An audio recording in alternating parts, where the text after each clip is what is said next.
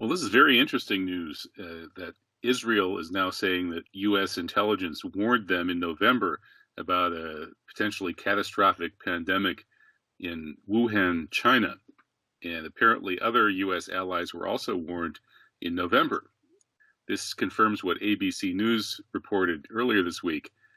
And of course, the Trump administration denied it. And you're not supposed to believe anything until it's been denied.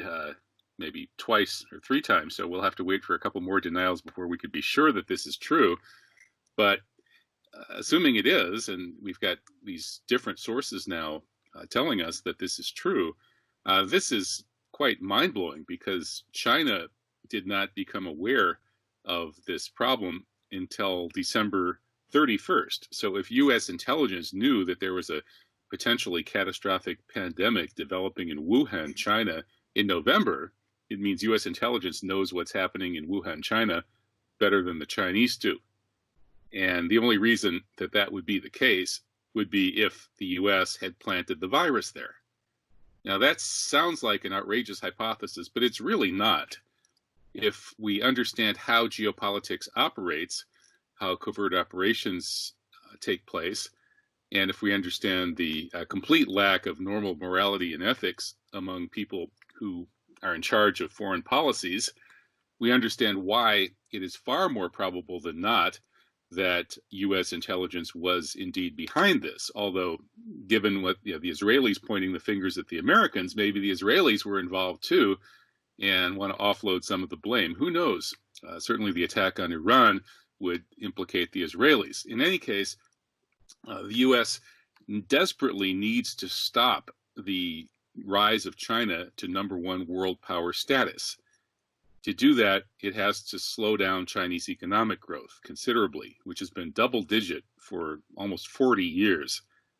The only way to do that would be to torpedo the entire global economy and find a way to try to break the global supply chains so that the economy would become less globalized and people, countries, individual countries would be looking elsewhere rather than to China for their goods, to get infrastructure through such projects as Belt and Road and so on. If history continues on the trajectory that it was on before the coronavirus, the Chinese are going to rule the world within a decade or two.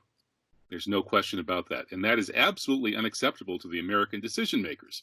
They had to find some way to bust up the globalized economy, and in particular to try to strike at China. This appears to be what they've done.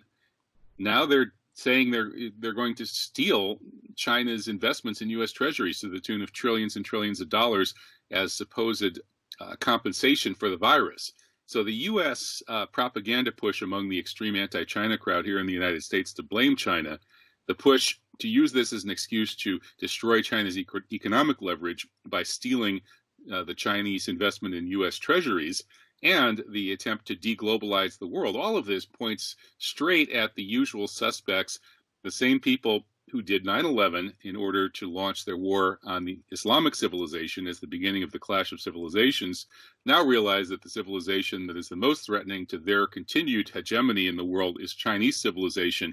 This is the first strike of World War III, as the U.S. is preemptively striking China, not so much with the virus itself, but with the massive publicity and the historical effect that will happen due to this virus, as they can smear China, as they can try to convince other countries to stop trading so much with China, and as they attempt to deglobalize the world economy so that they can freeze the world the way it is, where the U.S. still has the vast preponderance of military power.